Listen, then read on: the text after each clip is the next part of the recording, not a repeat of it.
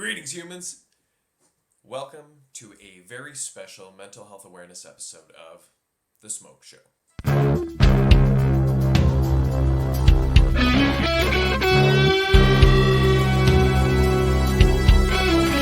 Smoke Show! Smoke Show! Smoke Show!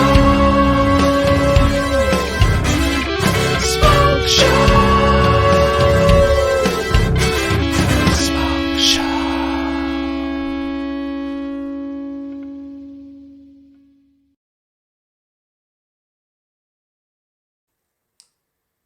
In 2005's Batman Begins, Katie Holmes' character Rachel Dawes tells Bruce Wayne about discovering his mask, to which Christian Bale replies, "That mask it now."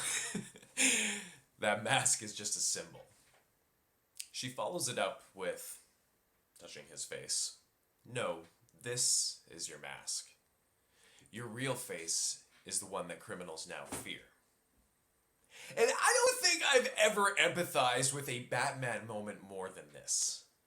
For a lot of us, and I'm mostly speaking for myself, of course, who suffer from mental health issues are familiar with the mask.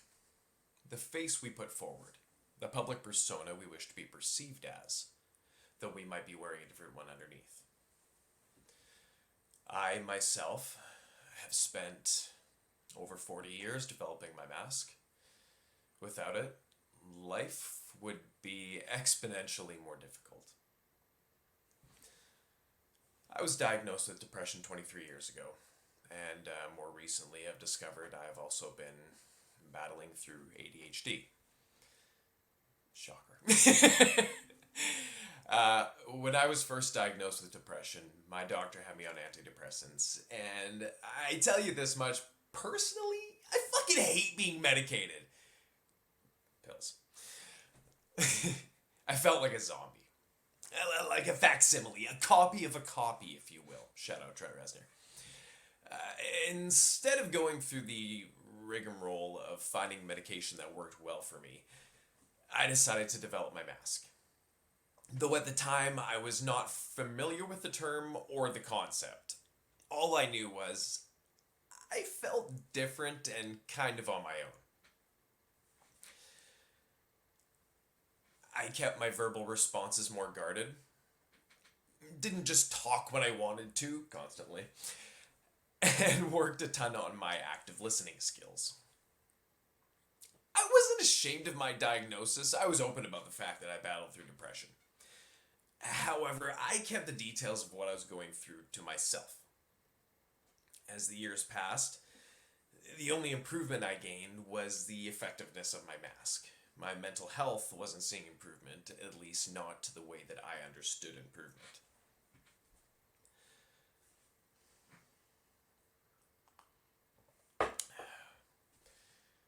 Eventually, I made a conscious decision to stop giving a fuck, mostly about what people thought about me. I had been entrenched in the hospitality industry for a decade at that point and discovered ways to make my mental health issues work in my favor. Hyper-focus and hyperactivity? Bartender. A need for systems, logistics, and organization, management, and eventually consultation. Not everything in life was going to be suited to me, so I made sure to put myself into situations where I could thrive. And I did, greatly. It was during this time that my ADHD manifested in a more pronounced way, or rather, my mask eroded to the point where my ADHD became a facet I no longer felt I had to hide. It is a part of me. Like my name, my hand, my face. It was also during this time that I began to expand my understanding of what it is I go through, as well as the terminology and the language of mental health issues. Big part of that is thanks to my boy Toronto Dave. I could not be more appreciative of him, and he deserves a special shout out and infinitely more. Canada. Discovering the language and the vocabulary of my own mental health has given me the tools to be a more effective communicator regarding my own struggles. I feel no trepidation nor apprehension speaking freely about it. I have no qualms in telling y'all that I have been in suicidal states of mind often. I guess you would classify them as passive states. Anyways, still learning the vocabulary of these things. That I have chosen spots where I would end it all. Specific bridges even that I could plummet off of, hurtling myself towards freedom's sweet release. I feel no shame in telling y'all that I've struggled with interpersonal relationships for most of my life without knowing why, for the most part. That most people who I am now good friends with thought I was an asshole when they first met me, and, well, some still do. I don't take offense to this. I am comfortable with my mental health issues, and I won't usually apologize for them unnecessarily. As I said, they are a part of me. The reason why I am sharing all this in today's episode is one of the best things that you can do for your mental health is simply talk about it. One sec.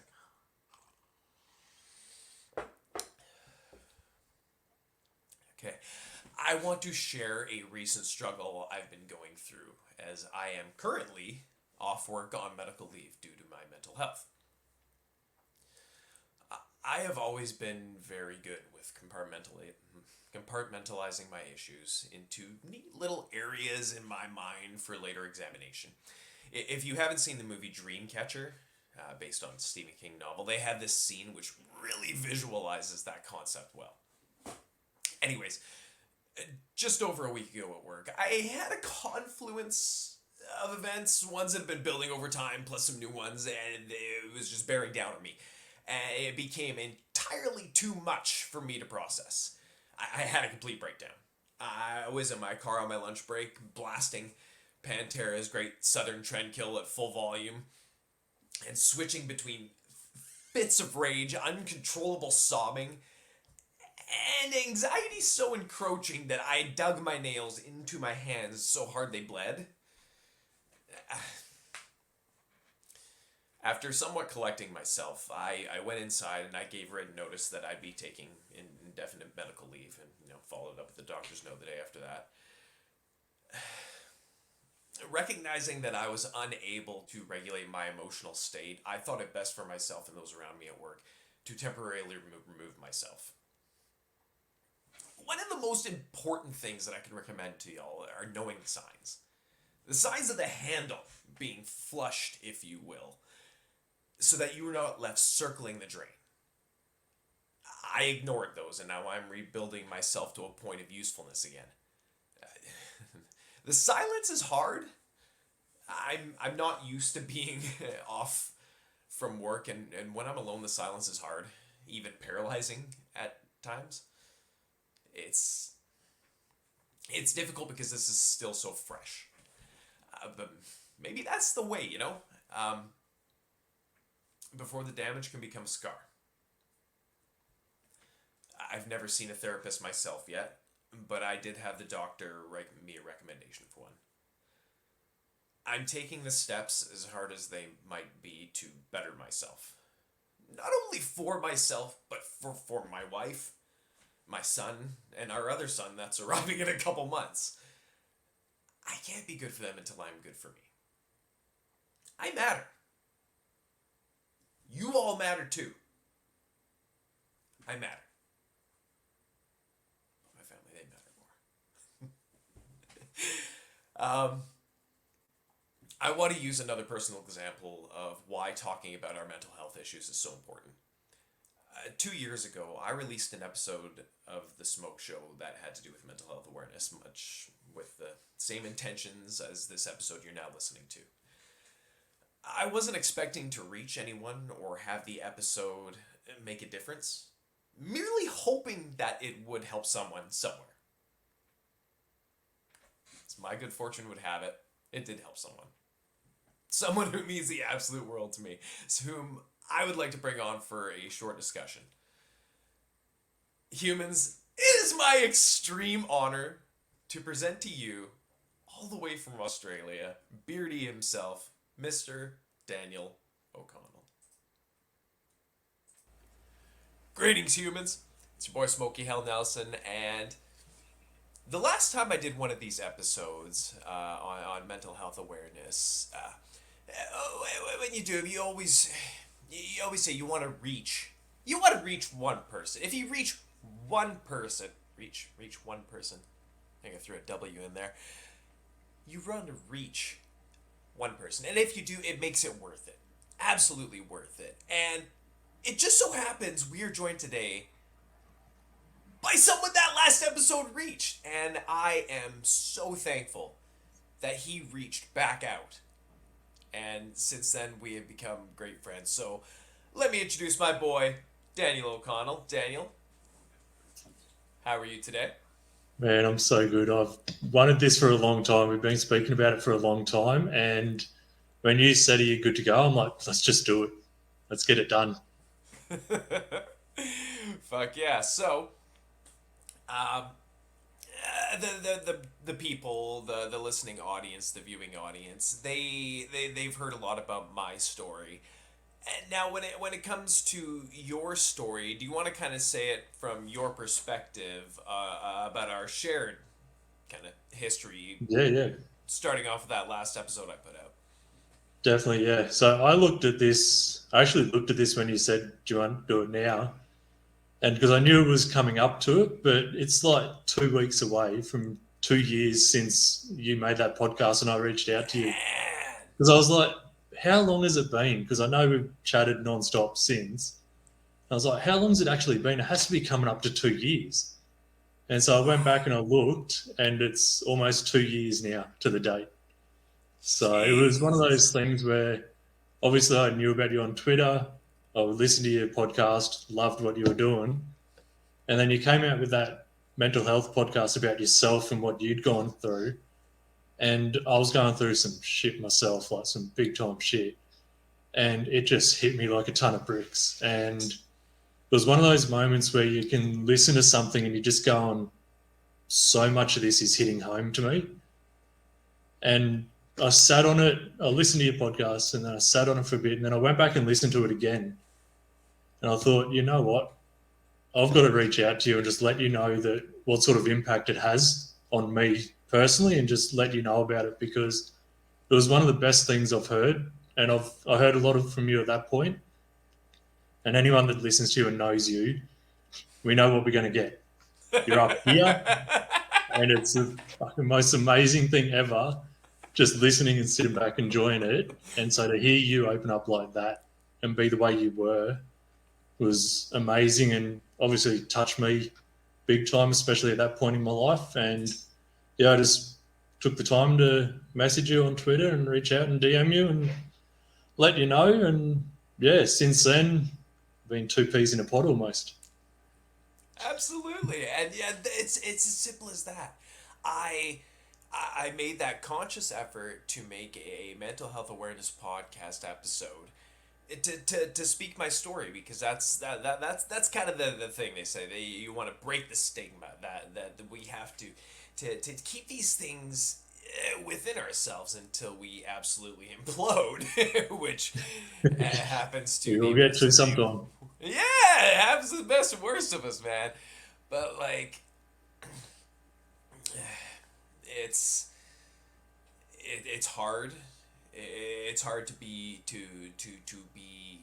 it's the ultimate vulnerability to put yourself out there, to tell your story without any censorship, without holding anything back. It can be difficult for a lot of people. I can see that. It's hard to shut me up at times, especially when I'm talking about, you know, football, music,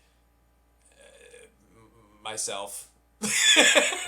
Any of those fun topics, you know, it's hard to shut me up. So like the fact that I can share my story, my struggles that I have been through, the fact that I can put that out there, and the proof's in the pudding. I've been able to help at least one person, and you know that it's so worth it for me. And the fact that we've become such great friends since then is just a cherry on top, man. Like I I love that that happened, and that's strictly just putting my own shit out there, just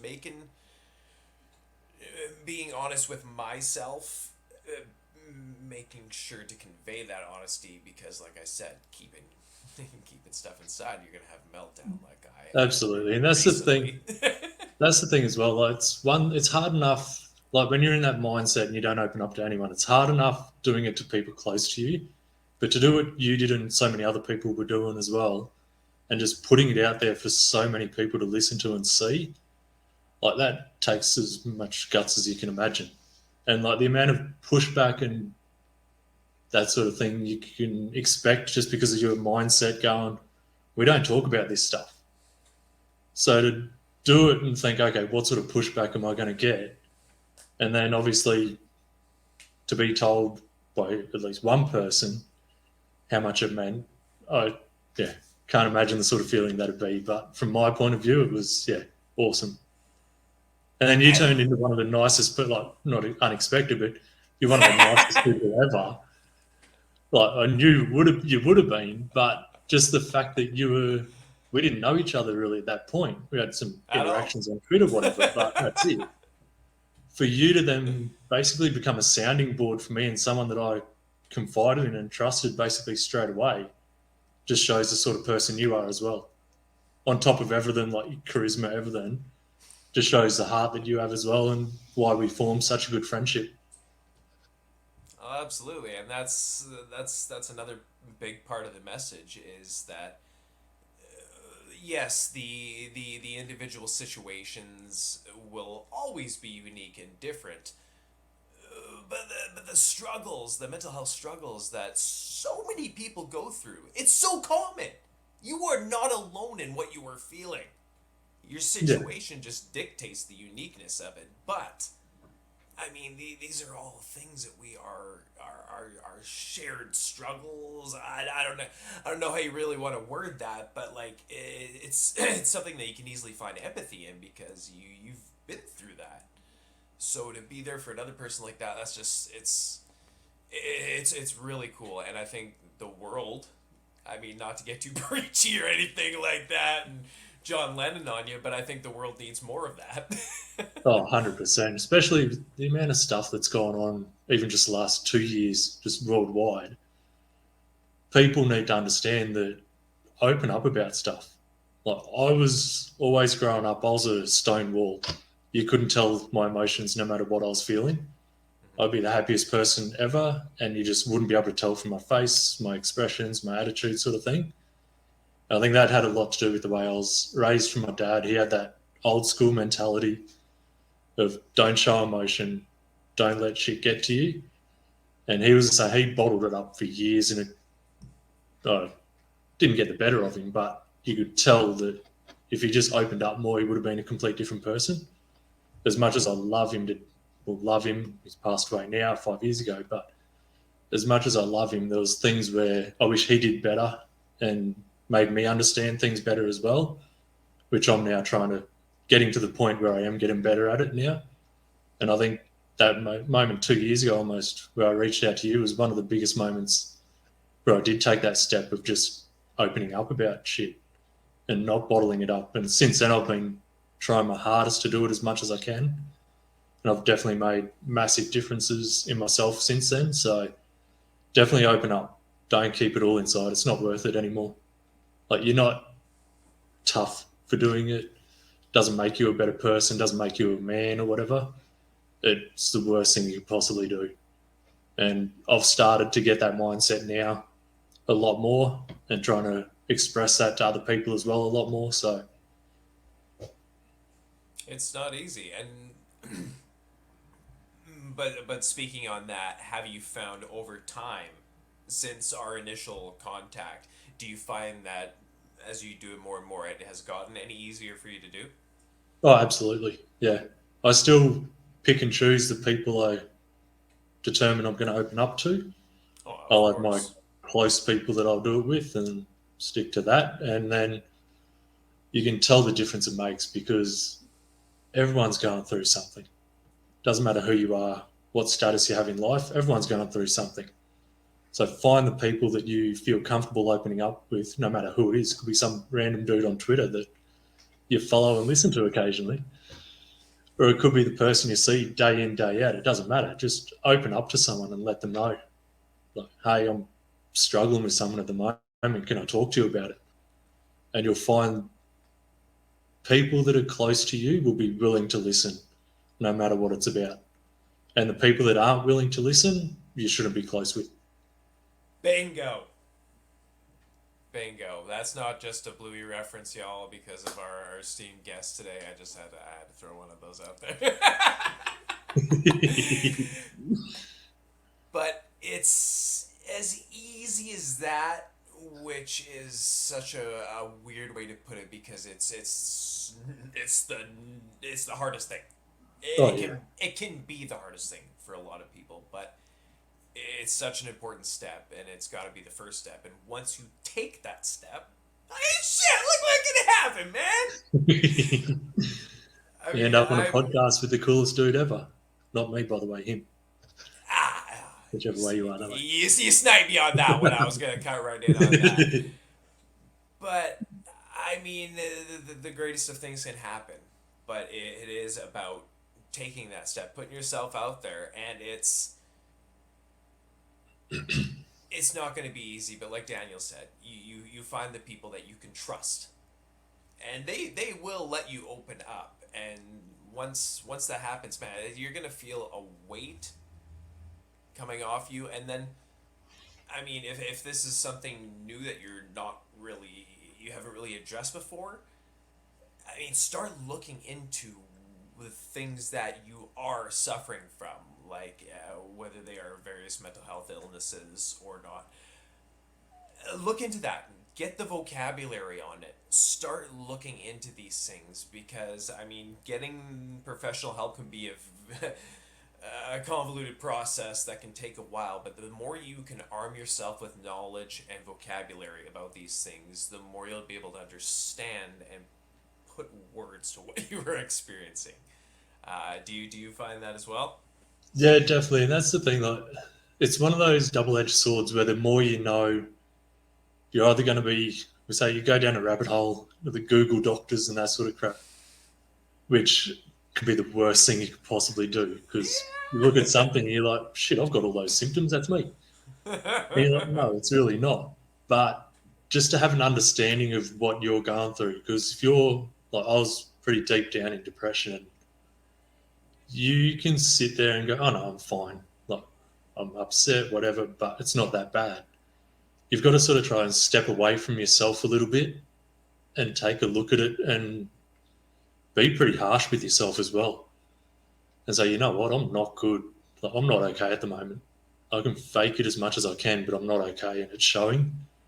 And you can see in your family life, everyday life, your work life, it shows to everyone else a lot quicker than it shows to you. And if you have a better understanding of what it is you're going through, no matter what it is, it's easier to, I guess, sort of take that first step to understanding it and finding a way that'll work for you of how to start making things better step by step. Because not everyone's the same. You can do something for one person and it'll be completely different for another person. Like when I was deep in depression, I finally went to the doctor and I said, look, I'm not good. I need help. What can you do for me to help me get out of this? And he put me on antidepressants, and I was like, okay, we'll try that. Because I didn't do it previous. I didn't want to do it. But it got to the point where I was like, I've got to do something. So I'm like, okay, we'll give it a go. So he put me on the dose, took the pills. I didn't see in myself that it was helping me at all. I didn't see any change at all in myself. And I asked someone close to me and they didn't see it as well. I'm like, okay. Because he put me on a small dose to start with. And he goes, okay, we'll bump it up a little bit, see how it goes. And he bumped it up a couple more times. And the only thing that I noticed different in myself when I was on antidepressants was I would binge eat nonstop. And that was it. Didn't feel better, but I fucking ate nonstop. So I'll put like 10 kilos on. And I'm a slim frame, so I'll put 10 kilos on. And I was like, you know what? This is not working for me. I'm not doing it. So I went back to him, took the bottle in. I said, that's not working. I'm done. I'm not doing it that way. I went to see a therapist. Hardest thing I ever do is talk about myself. Cannot stand it. Never been one to do it. I don't enjoy it, which is why I was surprised. I'm happy to chat with you. So I was like, yeah, I'll chat about myself. I don't care chatting to you. That's cool. But normal circumstances, I don't talk about myself. I don't like attention on me as a focus. And I've always been like that my whole life. So seeing a therapist for me was, I don't know, probably didn't give myself enough of a chance to do it for long enough before I felt myself starting to get a little bit better bit by bit by myself anyway. So I didn't stick with seeing a therapist for that long because I didn't find that comfort level. And you talk to people about it, you find a therapist that you can trust, but that can take a long time to do. So you're going through a lot of shit with certain people before that point. So I didn't get to the point where I was comfortable doing it. And I think that was just my personality coming through. And probably, I guess at that point, still a bit of a stigma of going to see a therapist. I didn't really want to do it. So I kind of just canned both those things, got myself off antidepressants, decided not to go see the therapist anymore, just noticed little things in myself that I was starting to do better and able to control certain things better. And I think that, again, that comes with a lot of the understanding as well. So I kind of just took it upon myself to say, you know what, I'm making these little steps to get better myself. I'm going to keep doing that and see where I end up. Because that was what I was most comfortable with, then that was what was going to work for me. So if I stuck to seeing a therapist, I don't know how long it would have taken before I felt comfortable being that open and honest, I guess, with them, as opposed to with myself finally. So I kind of just stuck at it by myself, but now I had the mindset where I wasn't keeping shit bottled up anymore. I was opening up to different people. I was able to get my thoughts out a lot better as well, which I think for me was the biggest thing. Besides anything else going on, that was the biggest thing for me and the thing that helped me the most. So I just went with that. And I guess I understood how to better handle situations when I found myself going down sort of dark holes and that sort of thing. So I don't let myself get down there too much anymore. There's always shit going on, but you have a better way of getting yourself back out of it, kind of thing, when you feel yourself going. And that's the biggest thing as well. The minute you feel yourself going back down, that's when you've got to go, oh shit, hang on. Yeah. That's when I can think, oh yeah, this is what I need to do now, which I didn't have in the past because I just let it go. So now I've got that, I use it a lot more, and it seems to work so far. So that's fantastic, man. Those are the things you love to hear. Because, like you mentioned, not everyone's path is going to be the same. Much like yourself, when I was diagnosed with depression 23 years ago, they had me on the same kind of thing, antidepressants to start off with. I didn't care for them. They didn't do nothing. They made me feel like a zombie. Just like it was like me, as you described. I'm around that area. yeah, These things just had me like, that's not my speed. No. I didn't care for them. And you know what? They work for a lot of people, so I'm not going to discount them. It's just not for me. Oh, 100%, My path was a different path. I'm finding things that work for me, things that don't work for me, but the thing that works most is just talking about things, just not keeping things in. Like you said, it takes time, it takes practice. It's not easy to rewire your brain to break these mental paradigms that you've spent an entire lifetime building and reinforcing. So to change that is completely possible. Completely possible. I mean, if you want to get into the neuroscience of it all, plasticity, which is like the ability to, change brains to for lack of a better term, teach an old dog new tricks, that lasts way into adulthood, way past the time that they thought previously. So it is quite literally, you could teach an old dog new tricks. Yeah. Old dogs. These Yeah, guys we are. right here. Oh. But it's what I'm saying is never too late to change. If you think, well, I'm too far gone in this, you're not. You're absolutely not. It's Definitely not. never too late. It's always there's no better time to start bettering yourself and opening up than right now. Fuck. Yeah, exactly. Like, that's the thing, and you see a lot. Like, it happened in generations before us. Like my dad, he got to a certain age and just never tried anything different, and he was he was raised a different way than what I'm trying to raise my kids like these days as well. And you'll be the same as well as a parent. We don't. I definitely don't want them being the way that I was growing up, where you just keep everything bottled down. And for us to be the sort of people that can go, okay, we've been there, we've done that, we've kept it all in ourselves, and we saw where it led us. To be able to teach our kids and other people that, not so much teach other people, but just give them an understanding that open up about shit isn't the worst thing you'll do. Keeping it bottled in, not doing anything about it, that's the worst thing you'll do. And I think even as a society these days, it's been a massive shift in that as well. Like, there's so much more focus on positive mental health and using that to your advantage. And it's awesome to see, because I'm 40, I'm almost 41 now. Even up until I was 30, 35, you just didn't see that. No. It wasn't front and center like it has been the last 5 years, especially. So the path that it's going down now, only good things can come of it as well. So hopefully it continues. A lot more people can see it as well and understand it, and just keep that going as well. And I think when you were looking for perhaps a different word than teach there, perhaps just setting an example. Yeah, exactly. Yeah.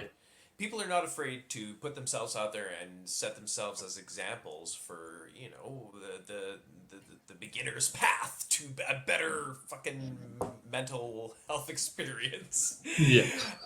To have that positive effect on yourselves. Those paths aren't going to be the same. But you know what? And there's going to be same steps that other people have tried. So everyone's contributing to the same map. It's just a real fucked up map. Yeah, Because exactly. we're all Pretty real much. fucked up people, man.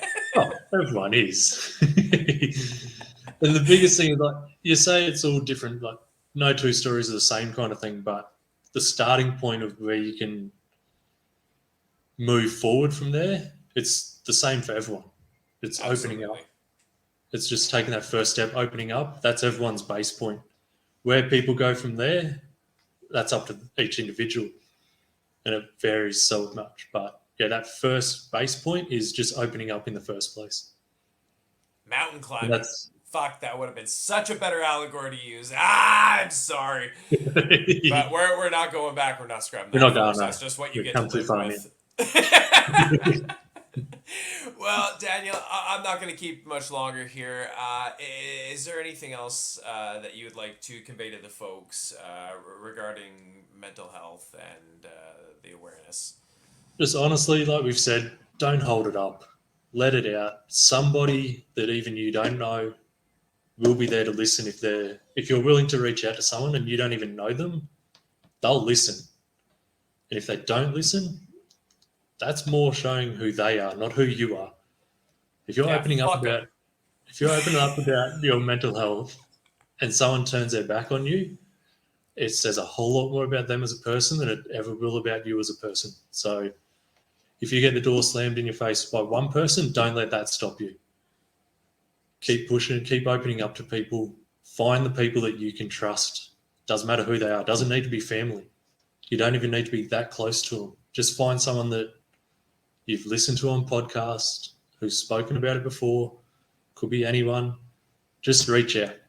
The worst that could happen is you get nothing back and you go see someone else. Mm-hmm. It's that simple. You don't need that first person you reach out to, even though you were, to come back to you and be as amazing as what you were. You'll find someone. there will be someone that will listen. It doesn't matter who they are. So find that person or people, because there'll be multiple, and just don't bottle it up. Don't let things build up, because nothing good can come of it. Your health, the health of others around you, everything. Let it out. Just let it all out. Shed Fucking it A. through. Who cares? Absolutely. I couldn't have said it better myself. That's why I asked you to say it. Thank you so much for coming on, brother. This is long overdue. I am so happy we were able to connect. For those who don't know, I am on the west coast of Canada. This motherfucker's all the way down in Australia. So this is not the easiest to make happen. Working out the all timing can be difficult, but we did it! when it's someone like you, you make it work. I love you, buddy. I'm so glad you came on, brother. And this will not be the last time that you will be making an appearance on the Smoke. Definitely not, mate. We'll be chatting sure. a lot more. Fucking A. All right, back to the rest of the episode, folks. Man, ain't he like a sexy ass Rasputin? Anyways, we've covered a lot of ground here. It's it's tough. It's not easy doing this, but it's important. And that's what I'm going to leave you with. Not easy, but it's important. Thank you for listening this far if you have. There are plenty of professional organizations out there that can help you when you are in times of crisis or need. They're not hard to find. Just please take that step. Talk to someone, anyone. Start a podcast and use it to be your de facto therapist. All right, I hope you have yourselves a great day. Take care. Bye!